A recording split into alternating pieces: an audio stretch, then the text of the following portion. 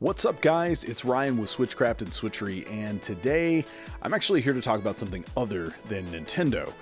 If you haven't heard, within the past couple of weeks, there's been some big shakeups going on at Xbox, and I think it's worth talking about. I like video games, and so does Jeremy, and anytime something kind of like happens in the industry as a whole, I think we should acknowledge it and see what that kind of holds for the future of video games. So if you're not familiar with Phil Spencer, he was the CEO of Xbox for about the last decade or so, and sort of helped it to rise to its prominence of where it used to be, at least. Both he and Sarah Bond, the CEO, are now out. Sarah Bond was the one that sort of, as I understand it, championed the "This is an Xbox" campaign.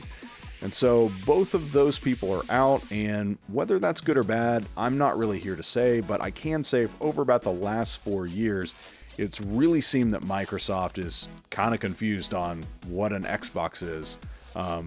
They said this is an Xbox, everything is an Xbox. I don't think they really know, and so they've decided to change and go a different direction. So the person they've hired as a replacement is Asha Sarma. I think that's how you say it. I'm not going to pretend to be good at names. But she has some interesting connections. She has worked for a previous Microsoft AI division, and she's also been part of the Home Depot board. One thing that I can say is I'm not really going to be too judgmental against her.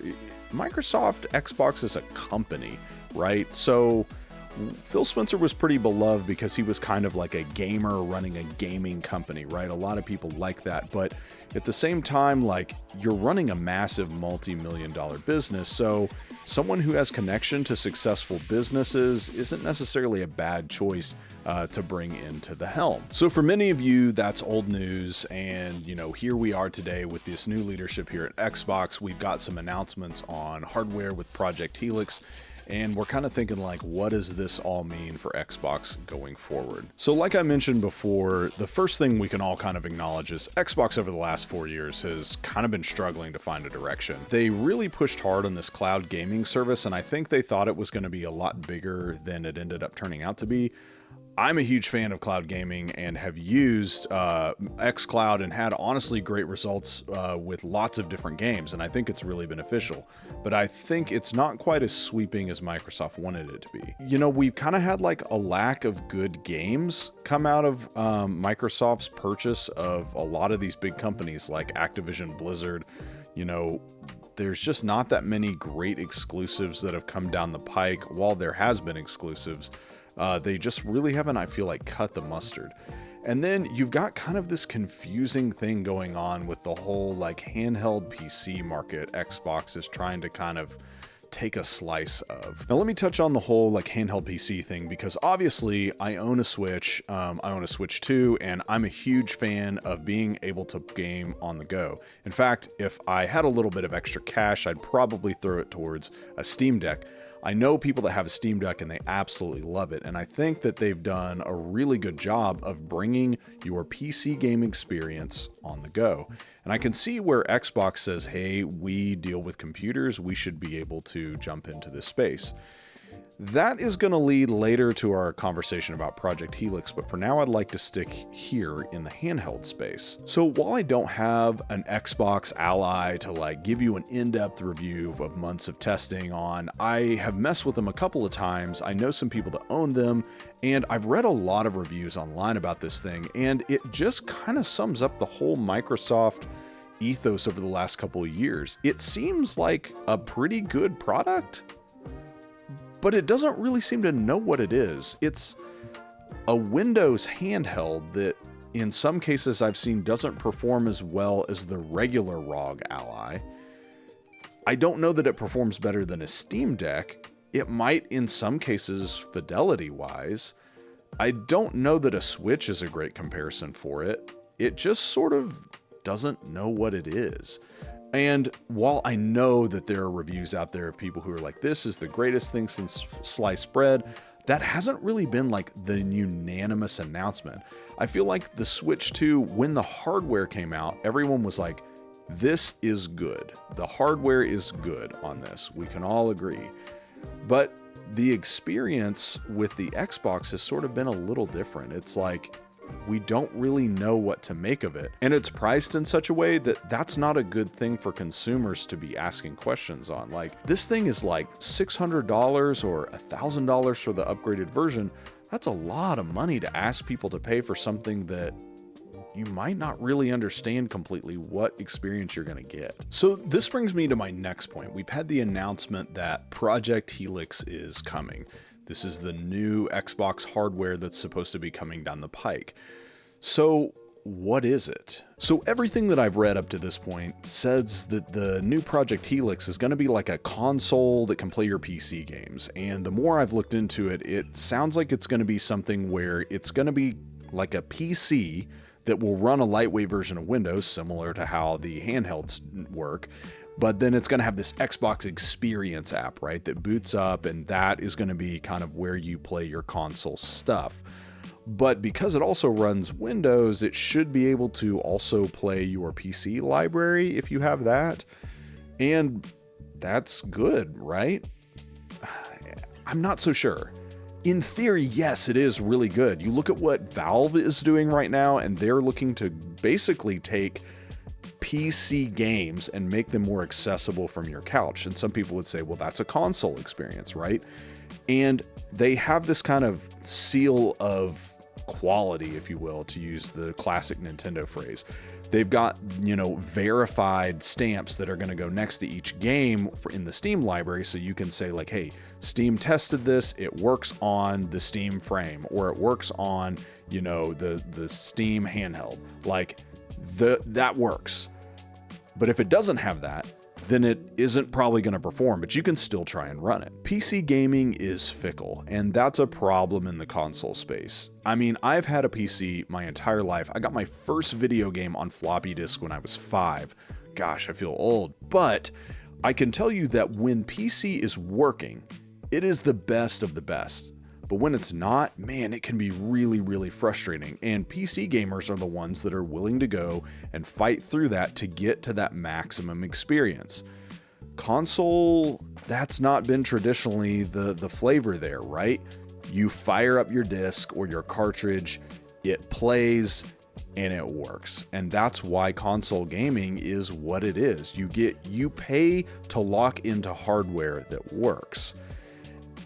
I don't know that throwing Windows, which already has kind of a host of issues anyway, as your base level, and then trying to run stuff on top of that is a fantastic recipe for success.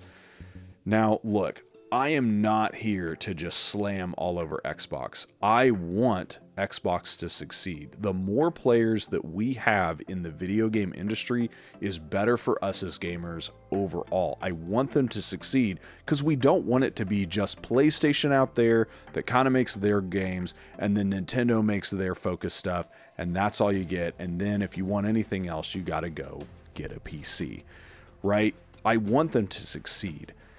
It's just really hard to figure out how this is going to work well enough to save the ship. So what's Xbox to do, right? Are we going to lose another player in the video game space? Are they just going to lay down and become like a hollow shell of what they once were?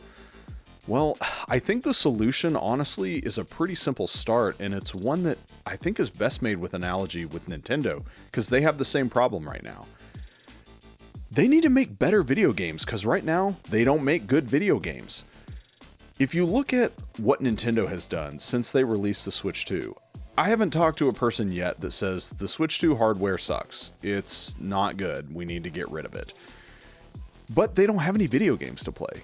I would say arguably the only good game that Nintendo has put out so far for the Switch 2 has been Donkey Kong Bonanza.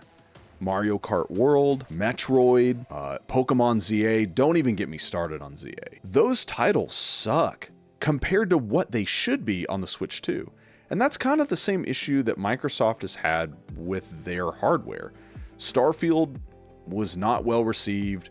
I guess the Forza series is pretty awesome, but like Halo Infinite, man, you guys just kind of like miss the mark when you really have these awesome opportunities to blow people away.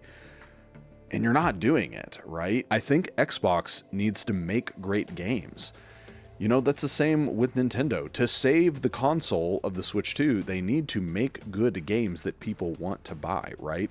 The whole reason I bought an original Xbox was so that I could play Halo, because it looked freaking incredible back in, what, 2001 or something like that? There was nothing else like it, and that is why I bought an Xbox. It's the same reason someone would buy a PlayStation right now, right? So they could play Spider-Man 2 or the Wolverine game or God of War, right?